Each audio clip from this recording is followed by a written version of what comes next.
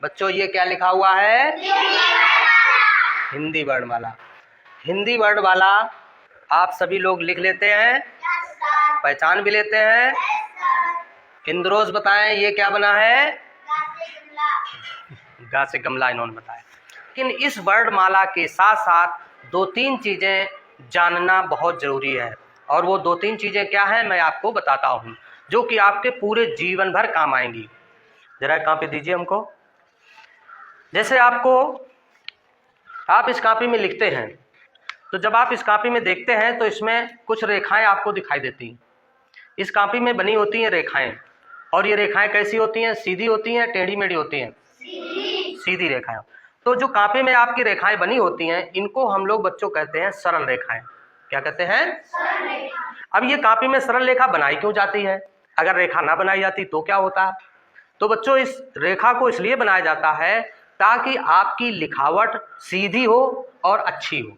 इन सरल रेखाओं के अलावा जब हम वर्ण या अक्षर लिखते हैं तो हमें दो प्रकार की रेखाएं और मिलती है। एक रेखा होती है जिसको हम लोग कहते हैं शिरोरेखा। क्या कहते हैं? शिरोरेखा। अब ये शिरोरेखा कौन सी होती है? जब हम कोई वर्ड बनाएंगे या कोई अक्षर बनाएंगे, जैसे हमने बनाया, क्या बनाया ये? का बनाने के बाद हम इसके ऊपर एक रेखा बनाते हैं। तो ये बच्चों जो रेखा बनी है इसी का नाम है शिरोरेखा। यानी जब कोई लाइन या रेखा किसी अक्षर के ऊपर सीधी बनाई जाती है तो वह क्या कहलाती है? शिरोरेखा। क्या कहलाती है? शिरोरेखा कहाँ बनाई जाती है? शिरोरेखा कहाँ बनाई जाती है? शिरोरेखा कहाँ बनाई जाती है? अक्षर के ऊपर। हमें लिखते समय एक चीज का ध्यान रखना होगा कि ये जो आपकी कॉपी में सरल रेखा बनी हुई है, जैसे यहाँ पर कॉपी में ऐसे सरल रेखा बनी होती है, अब यहाँ पर आपको कुछ लिखना है। जैसे मान लीजिए आपने लिखा कमल, और कमल लिखने के बाद आपने लगानी है इस पर शिरोरेखा।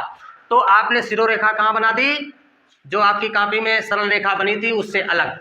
तो आपकी जो लेखन शैली है, जो आपका लेख है, वो अच्छा नहीं होगा, गंदा हो जाएगा। तो आपको ध्यान क्या रखना है कि आपकी जो शिरोरेखा है वो कहाँ पर होनी चाहिए? आपकी शिरोरेखा कॉपी की सरल रेखा के ऊपर ही होनी चाहिए। शिरोरेखा के अलावा एक रेखा और होती है जिसका नाम होता है खड़ी पाई। क्या नाम होता है? खड़ी पाई। और ये खड़ी पाई कैसी बनती है? सीधी खड़ी रेखा। और इस खड़ी पाई के ऊपर अगर हम लगाएंगे तो क्या कहलाएगी? शिरोरेखा। जब अक्षर या वर्ड बनाया जाता है तो उसमें खड़ी पाई भी होती है। जैसे यहाँ पर देखिए का बना है, तो इसमें ये सीधी लाइन दिख रही है, ये हमारी हो गई खड़ी पाई। जैसे गा बना है तो गा में भी देखिए एक सीधी रेखा दिख रही है खड़ी, तो इसको हम कहते हैं खड़ी पाई। लेकिन बच्चों ये खड़ी पाई तीन प्रकार की होती है। कौन कौन सी? एक होती है अंत पाई। अब खड़ी पाई को हम केवल पाई ही कह सकते हैं। अंत का मतलब होता है आखिर में, बाद में। और एक होती है मध्य पाई। कौन सी? मध्य का मतलब बीचों बीच में। और एक होती है अर्ध पाई। अर्ध का मतलब आधी पाई। अर्ध का मतलब वर्णों की बनावट में ये तीन प्रकार की पाई पाई जाती हैं। कौन कौन सी? अंत पाई, मध्य पाई, अर्ध पाई। अंत पाई का मतलब होता है जब अक्षर या वर्ड बना होगा उसके आखिर में, बाद में वो पाई बनी होगी। जैसे यहाँ पर आपने देखा ला, तो जब ला बनाया गया तो ला में देखिए ये खड़ी पाई बनी है, ये ला के बाद में बनी है अंत में, तो इसको हम कहेंगे अंत पाई। जैसे हमने पा बनाया तो पा में भी देखिए ये अंत में लाइन बनी हुई है ना, तो इसको कहेंगे अंत पाई। मध्य पाई का मतलब क्या है? जो ठीक बीचों बीच बनी हो। जैसे का में देखिए बनी है बीचों बीच में, इसको हम लोग कहेंगे मध्य पाई। जैसे इसी तरह का एक होता है फा।